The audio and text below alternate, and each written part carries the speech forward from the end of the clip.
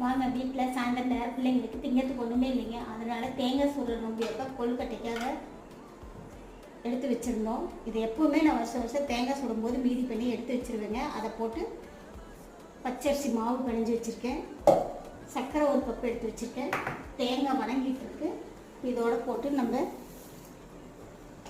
கொழுக்கட்டைக்கு பிடிச்சிடலாங்க. பிள்ளைங்களுக்கும் சாயந்தரம் நேரம் சாப்பிட்றதுக்கு நல்லாயிருக்கும். கூட ஆடிடுச்சிங்க. நம்ம உருட்டி கையில் லைட்டாக எண்ணெய் தடவிக்கலாம். நல்லா இந்த அளவுக்கு தட்டிட்டு இதிலிருந்து எடுத்து உருட்டி இந்த மாதிரி எல்லா உருண்டைகளையும் பிடிச்சிக்கலாம்.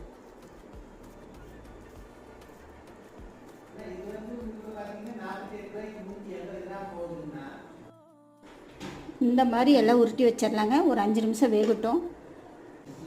சூடான கொழுக்கட்டை ரெடி ஆயிடுச்சு ஃப்ரெண்ட்ஸ். வாங்க எல்லோரும் சாப்பிட்லாம்.